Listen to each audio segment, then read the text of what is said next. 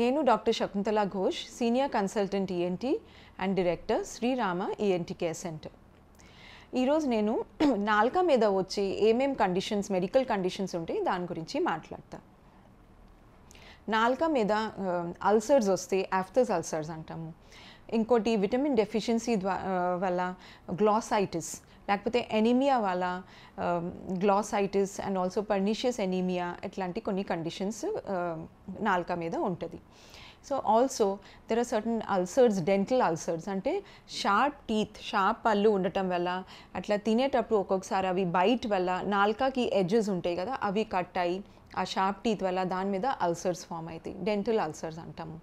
అవి కాకుండా కొన్ని ఏదైనా బ్యాడ్ హ్యాబిట్స్ ఉంటాయి, for example tobacco chewing, gutka chewing, లేకపోతే సుపారీ ఎక్కువ తీసుకుంటే, అంటే ఒక పొడి అవి ఎక్కువ తీసుకుంటే, లేకపోతే పాన్ ఎక్కువ తీసుకుంటే దాంట్లో ఉన్న లైమ్, దానివల్ల ఏంటంటే ఈ టంగ్ పూస్తాయి, అంటే మౌత్ కూడా పూస్తుంది మొత్తం లోపల, దాంతోపాటు నాలుక కూడా పూసి దాని మీద అల్సర్స్ ఫామ్ అవుతుంది. అండ్ వెరీ రేర్లీ ఇట్లాంటి బ్యాడ్ హ్యాబిట్స్ వల్ల ఒక్కొక్కసారి cancers or malignancy, tongue malignancy, squamous cell carcinoma, ఇట్లాంటి కండిషన్స్ కూడా రావచ్చు టంగ్కి. సో ఎట్లా సిమ్టమ్స్ ఎట్లా ఉంటాయి?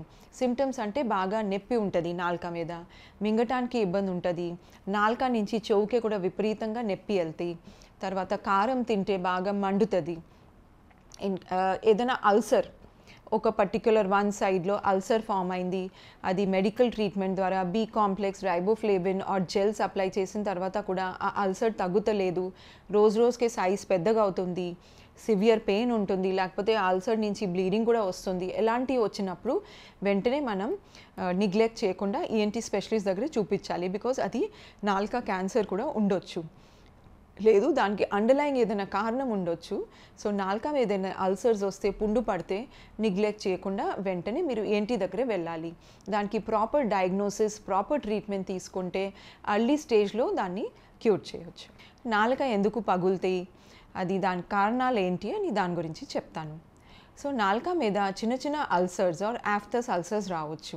ఒక్కొక్కసారి నాలుక మొత్తం పగిలి బాగా ఎర్రంగా అయిపోతుంది, తినటానికి ఇబ్బంది ఉంటుంది, ఏదైనా కారం తినేటప్పుడు బాగా బర్నింగ్ సెన్సేషన్ ఉంటుంది, తర్వాత మామూలుగా కూడా ఏదైనా మండినట్టు ఉంటుంది, మింగటానికి ఇబ్బంది ఉంటుంది. ఎందుకు ఇలా అయితే? సో బేసికలీ విటమిన్ డెఫిషియన్సీ వల్ల, విటమిన్ B12 ప్రత్యేకంగా, లేకపోతే రైబోఫ్లేవిన్ డెఫిషియన్సీ వల్ల నాలుక ఊరికే పగులుతాయి. కొంతమందికి ఎనీమియా వల్ల కూడా నాలుక పగులుతాయి, అంటే బ్లడ్లో హెమోగ్లోబిన్ పర్సంటేజ్ తగ్గితే, ఐరన్ డెఫిషియన్సీ ఉంటే, ఫెరిటిన్ లెవెల్స్ తక్కువ ఉంటే అప్పుడు కూడా నాలుక పగిలి అంతా ఎర్రంగా అయిపోతుంది, స్మూత్ అయిపోతుంది, లేకపోతే నాలుక మీద చిన్న చిన్న పొక్కుల్లాగా వచ్చి మింగటానికి ఇబ్బంది ఉంటుంది, ఏదైనా కారం అట్లా ఫుడ్ తింటే బాగా ఇబ్బందిగానే ఉంటుంది. ఇట్లాంటి కొన్ని సిమ్టమ్స్ కనిపిస్తాయి. సో ఇలాంటి సిమ్టమ్స్ కనిపించినప్పుడు మీరు ఈఎన్టీ స్పెషలిస్ట్ దగ్గరే కంపల్సరీ వెళ్ళి చూపించుకోవాలి. కొన్ని ఇన్వెస్టిగేషన్స్ ఉంటాయి, దాని ద్వారా తెలుసుకోవచ్చు కారణాలు ఏంటి, ఎందుకు అట్లా నాలుక పగులుతున్నాయి. సో విటమిన్ B12 ఎస్ఏ, తర్వాత vitamin D test, haemoglobin percentage ఎంత, ఇవన్నీ టెస్ట్ చేస్తే బ్లడ్ టెస్ట్లో మనకి తెలిసిపోతాయి. ఫెరిటిన్ లెవెల్స్, ఐరన్ లెవెల్స్, ఇవి కూడా తెలుసుకోవాలి. సో ఇట్లాంటి ఏమైనా డెఫిషియన్సీ ఉంటే దానికి సప్లిమెంట్స్ యూస్ చేస్తే, ఫర్ ఎగ్జాంపుల్ ఎనీమియా ఉంటే, బ్లడ్ తక్కువ ఉంటే iron supplements and folic acid supplements తీసుకోవాలి. విటమిన్ B12 తక్కువ ఉంటే విటమిన్ B12 సంబంధించి మెథికోబలమిన్ ట్యాబ్లెట్ ఆర్ సివియర్ ఉంటే ఇంజెక్షన్స్ తీసుకోవాలి. విటమిన్ D డెఫిషియన్సీ ఉంటే విటమిన్ D సప్లిమెంట్స్ కూడా తీసుకోవాలి. దాంతోపాటు లోకల్ ఆయింట్మెంట్ జెల్స్ అట్లాంటివి తీసుకోవాలి. And also full nutritious well balanced diet తీసుకోవాలి, అంటే vitamin B12 and iron rich diets తీసుకోవాలి. ఎక్కువ విటమిన్ D డెఫిషియన్సీ ఉంటే ఎక్కువగా సన్ ఎక్స్పోజర్ ఉండాలి. అండ్ అవి precautions plus food items and nutritional supplements and vitamins ద్వారా ఈ నాలుక పగలటం అనేది కంట్రోల్ చేయవచ్చు. ఇంకో కండిషన్ ఉంటుంది ఆఫ్టర్స్ అల్సర్స్. ఆఫ్థల్స్ అల్సర్స్ అనేది ఒకటి ఆటో ఇమ్యూన్ కండిషన్.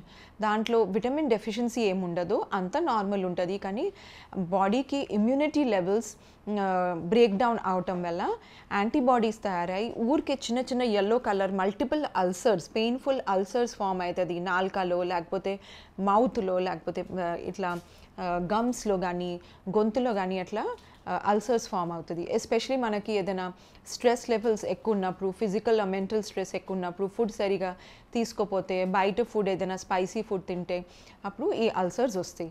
ఈ కండిషన్ని ఆఫ్థల్స్ అల్సర్స్ అంటాం.